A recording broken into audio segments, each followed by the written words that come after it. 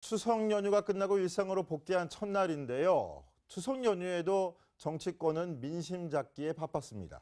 내년 지방선거의 전초전이다 이런 말까지 나왔는데 추석 민심 향방 어디로 향했을까요? 여야 대표는 서로 다른 얘기를 했는데 먼저 들어보시죠. 이 정부가 출범한 지 5개월밖에 되지 않는데 이렇게 실정을 하고 있는 것은 처음 봅니다. 연휴 민심을 보니까 첫째가 원전 졸속 중다. 이게 과연 대통령으로서 제대로 된 정책 판단이냐. 추석 연휴 동안에 국민들께서는 문재인 정부와 더불어민주당에게 많은 기대와 조언을 아끼지 않으셨습니다. 민심의 핵심은 역시 제대로 된 적폐를 청산해서 나라다운 나라를 좀 만들어 달라 하는 것이었습니다. 자, 이번 주제는 이준석 바른정당 최고위원과 함께 이야기 나눠보겠습니다. 어서 오십시오. 네, 안녕하세요. 자, 강병규 기자. 네. 자, 여야 두 대표의 목소리 들어봤는데 이게 참 저희도 바보 같은 질문일 수도 있을 것 같아요. 뭐냐면 추석 밥상 민심 어디로 향했느냐? 당연히 각 정당한테 물어봤으면 다 우리 정당으로 왔습니다. 이렇게 얘기할 수밖에 없는 게 현실일 것 같은데 네. 자, 이거 어떤 지표로 설명할 수 있을까요? 바로 여론조사일 것 같은데 결과 나왔습니까? 예, 결과 나왔고요. 이 여론조사가 없는 그 기간을 뭐라고 부르는지 다들 아실 텐데 기자들은 깜깜이 기간이라고 얘기를 하죠. 그래서 여론조사 이 추석 연휴 동안은 여론조사가 없었기 때문에 이 민심을 파악할 수 있는 여론조사 뭐 동향을 좀 알 수가 없었잖아요. 그런데 최근에 이제 여론조사 결과가 이제 발표가 됐는데 일단 화면을 보시면서 제가 설명을 드리겠습니다. 자, 일단 정당 지지도인데 9월 4주차 그리고 추석 연휴 막바지인 10월 1주차에 조사한 그 정당 지지도입니다. 더불어민주당이 일단 소폭 지금 상승한 듯한 모습을 보이고 있고요. 자유한국당도 한 3%포인트가량 상승을 했습니다. 바른정당과 국민의당 순으로 이제 내려가고 있는데 사실 바른정당은 지금 여기 옆에 계시니까 좀 말씀 많이 드리기는 좀 뭐하지만 일단은 지지율이 똑같고요. 국민의당 같은 경우는 안철수 대표가 연휴 동안에도 민심을 얻기 위해서 상당히 많이 뛰어다니는데도 네. 사실 오히려 한 1%포인트 정도 하락하는 모습을 보이고 있습니다. 이 진영별로 이제 각자가 선호하는 정당으로 지지를 하는 그런 성향, 그런 동향도 상당히 활발해졌는데 자, 우선 두 번째 여론조사를 보시면 이렇습니다. 지금 진보층에서 일단 더불어민주당을 지지하는 그런 사람들의 수가 많이 늘었고요. 2%포인트 정도 늘었죠. 그리고 자유한국당도 보수층에서 한 6%포인트 정도 지지도가 상승을 했습니다. 이렇게 각자의 이념에 따라 자유한국당 혹은 더불어민주당을 지지하는 폭이 상승했습니다. 자, 이준석 최고위원께 여쭤볼게요. 이런 현상 어떻게 봐야 될까요? 각자의 진영에서 대표 정당에 대한 결집력이 강화되고 있다.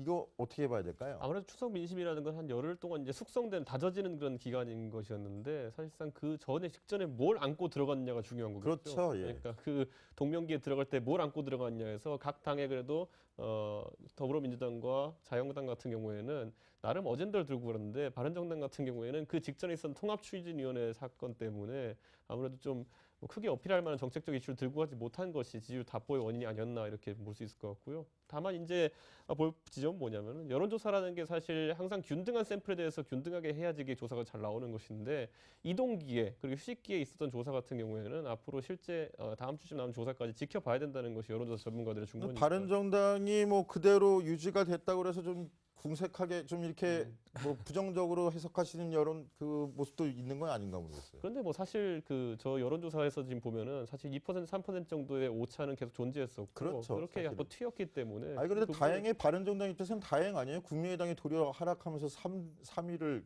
다시 차지하는 모습이 보여요. 저희는 수권 정당을 목표로 하기 때문에 국민당과 이렇게 뭐 경쟁하는 것 자체가 중요하지는 않습니다. 그럼 언제 정도의 좀 수권 정당의 모습을 좀 이렇게 어떤 요소를 좀 그러니까 가지고 지금 이제 다가오는 바른정당의 이벤트라고 한다면 결국 지금까지 있었던 그 통합추진위원회 관여한 네. 네 분을 지금 어떻게 다스리느냐가 첫 번째이고요. 그의 연장선상에서 전당대회를 어떻게 성공적으로 치러내느냐가 문제인 것인데 지금 전당대회 이미 5명의 후보가 지금 출마 의사를 사실상 밝혔습니다. 네, 그렇기 네. 때문에 전당대회가 상당히 지금 뭐 과열되는 양상까지 갈 수도 있다라는 분석까지 나오는 만큼 아마 앞으로 당 지지율 오를 계기, 관심받을 계기 좀 있을 자, 겁니다. 그 부분은 보수 통합론과 함께 조금 이따가 여쭤보기로 하고요. 어찌됐건 간에 자유한국당의 지지율도 좀 의미가 있어 보입니다. 오늘 마침 또 홍준표 대표 취임 100일 맞은 날인데 홍준표 대표가 연말까지 25% 회복하겠다 했는데 20%대를 넘었어요. 이거 어떻게 봐야 될까요, 노은지 기자? 네, 일단은 그 한국당 초선 의원들 사이에서 홍준표 대표가 자꾸 이제 뭔가 예언을 하니까 연말에 이렇게 될 거다 이러니까 마치 뭐 홍스트라다무스 아니냐 이런 얘기가 나왔는데 사실은 이제 20% 조금 넘었을 때 연말까지 25% 목표로 하겠다 이러니까 좀 긴가민가 하는 사람들도 있었거든요. 그런데 어쨌든 추석이 지나면서 뭔가 연말에 가서는 좀 안정적으로 25%가 될 거다라고 했던 홍준표 대표의 말처럼 좀 흘러가는 그런 모습이 나오고 있습니다. 일단은 홍 대표는 오늘 취임 100일이긴 한데 뭔가 메시지는 내놓지 않고 SNS만 하고 있는 이런 상황인데요. 어제 일단은 추석 연휴 오래 쉬고 와서는 이런 얘기를 했었죠. 이제 안으로는 혁신을 하고 밖으로는 또 보수 대통합으로 탄핵 이전에 신뢰를 되찾아야 된다는 게 바로 민심이었다. 이렇게 얘기를 하면서 뭔가 바른정당까지 흡수하려는 이런 얘기를 계속하고 있는 그런 상황입니다.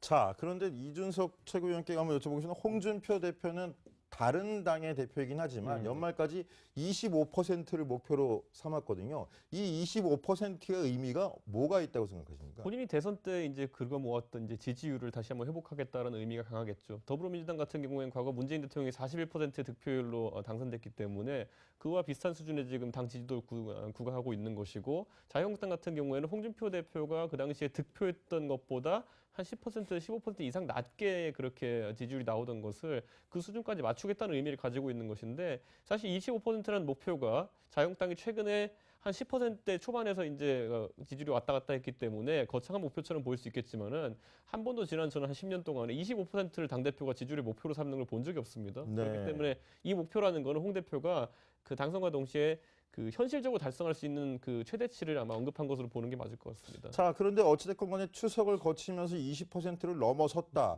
그렇게 되면 지금 보수층에서 이야기하고 있는 보수 통합론에 힘이 더 실리는 게 아니냐. 바른정당 입장에서는 약간 더 경계해야 되는 모습 아니냐 이런 예측들이 나오는데. 근데 바른정당 같은 경우는 지금까지 뭐 보수 측에서 항상 뭐 통합에 대한 어떤 압력이 있어왔지만은 그에 대해 가지고 원칙론을 고수하고 있습니다. 그러니까 자유한국당이 어떤 혁신을 하는 모습을 보여주고 그랬을 때는 검토해 볼 수 있고, 오늘도 마침 유승민 의원이 타 일간지와의 인터뷰에서 밝힌 적도 있지만은 혁신 또는 이런 변화의 모습이 보였을 때는 통합이라는 것이 아젠다로 올라올 수 있지만은 지금은 전혀 그런 상황이 아니다라는 것을 당에서 굳게 뭐 밀고 나갈 것 같습니다. 자, 알겠습니다. 보수 정당 소식 여기까지 한번 짚어보고요.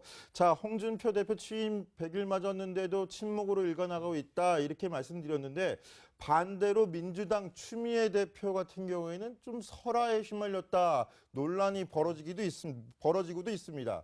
어떤 이야기인지 강병규 기자 한번 설명을 좀 해주시죠. 네, 어제 기자들과의 오찬 자리에서 꺼냈던 발언 때문인데요. 일단 국가가 토지를 소유해야 한다는 취지의 발언을 해서 이제 기사가 나갔고, 그래서 이제 많은 논란이 벌어지고 있습니다. 국가가 토지를 소유해야 된다. 국가도 토지를 소유할 수 있죠. 그런데 문제는 더 나갔기 때문에 문제 아니겠습니까? 예, 그렇습니다. 일단 뭐 부유세 뭐 방식, 그리고 중국 모델을 참고해서 중국처럼 이렇게 토지를 국가가 소유를 하고, 그리고 일단 소유한 땅을 다시 걷어들이는 그런 작업을 펼쳐야 한다. 그것도 좋은 방법이다라는 식으로 취지로 얘기를 한 건데, 현장에 있는 기자들의 증언은 일단 지금 보시는 화면 보시는 것처럼 토지 사용권은 인민에게 주고 소유권은 국가가 갖는 중국 방식을 지지했을 수도 있다라면서 헨리 조지의 말을 꺼내면서 본인의 그런 생각을 조금씩 간접적으로 피력을 하고 있는 거고요. 또 다른 그런 기자의 그런 증언에 따르면 추미애 대표가 이렇게 말을 했다고 하더라고요. 항상 뭐 내가 무슨 말을 하면 프레임을 씌우니까 사람들이 오해를 한다.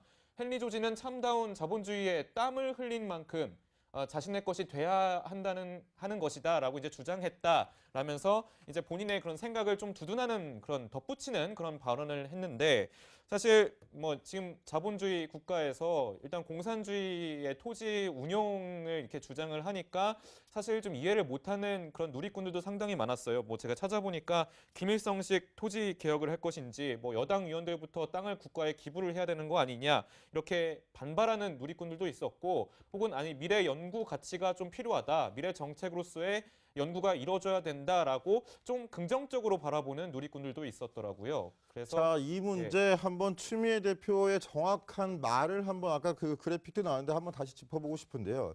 자, 헨리 조지의 이름을 빗대 가지고 설명을 했던 겁니다. 자, 헨리 조지가 살아있다면 토지 사용권은 인민이, 소유권은 국가가 갖는 중국 방식을 지지했을 것이다.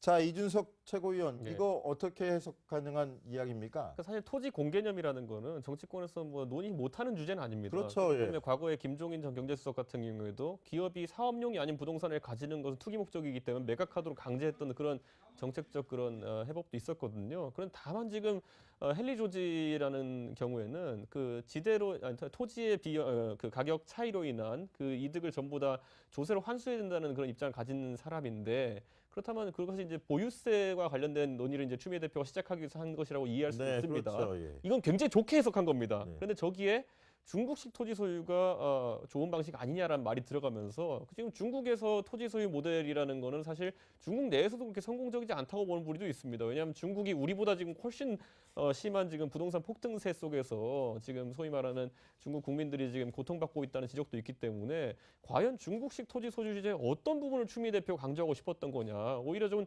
저거는 사족이 아니었냐. 저는 만약에 저 지점이 토지 공개념이라든지 아니면은 뭐 그런 전통적인 관점에서의 접근을 얘기했던 거라면은 충분히 정당 대표가 할 수 있는 겁니다. 그 책임을 안고서. 네. 그런데 중국이란 단어 때문에 좀 오해를 살 수 있는 부분이 많은 것 같습니다. 네, 그리고 이준석 최고위원도 얘기를 했지만 오늘 야당에서도 일제히 추 대표의 발언에 대해서 이게 마치 뭐 사회주의, 공산주의를 좀 뭐 따르겠다는 거 아니냐 이러면서 좀 비판 목소리가 나왔는데 우선 한국당의 정태욱 원내대변인 같은 경우는 만약에 이게 토지 소유권 자체를 부정하는 말이라면 굉장히 위험한 발상이다 이렇게 얘기를 했고요.